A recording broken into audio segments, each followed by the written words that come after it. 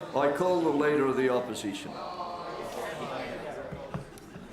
Thanks, Mr Deputy Speaker. My question's to the Premier. Premier, given that the government engaged Pacific Complete as delivery partner on the Wave 5 section of the Pacific Highway upgrade, and given that the delivery partner promised that all subcontractors would be paid for works performed, why has the government allowed 23 subcontractors to be left unpaid to the tune of $7.3 million? You guys did nothing for 16 years on this.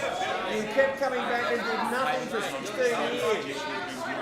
You don't know what you're talking about. Premier, just one moment, please, Premier.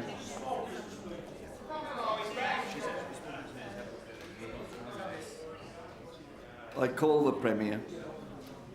Madam Speaker, can I say that when we came to government, we made a point of ensuring that whoever engaged with us was paid in an appropriate amount of time. And I know that each of our departments, when they're engaging in small businesses in particular, have deadlines we have on ourselves in terms of how quickly we repay all of the people who supply products and services to the government.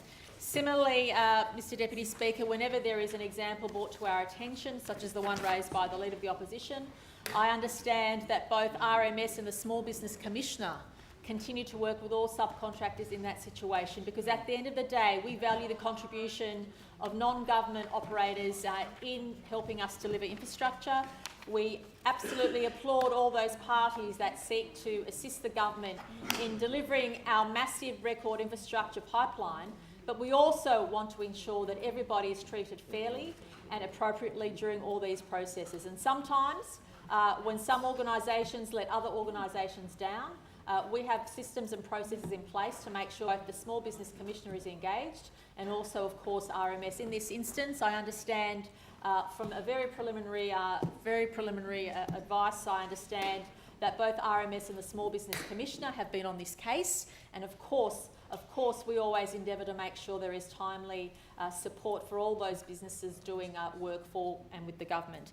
And Mr Deputy Speaker, it is also appropriate for me to say that we believe in not only doing things fairly and rightly, but also in pushing ahead, in particular with our regional roads program. And I was so pleased to hear in the federal budget that the Coffs Harbour bypass is proceeding, and I happened to be actually with the member for Coffs Harbour when we learned of that news. And as we did the street walk and as we talked to local residents, the message was received loud and clear on the ground about how much the government appreciated what we'd done on the Pacific Highway, but also that additional contribution. And I want to give my assurance to all members in rural and regional New South Wales in particular that we appreciate both the imperative of safety but also of timeliness in relation to building those major roads, and we will ensure during the process that we get down to it as quickly as possible. We are also providing support, as always, to local councils who sometimes engage people on our behalf to help build the local roads and those state roads. And of course... Premier, the Leader of the Opposition rises on a point of...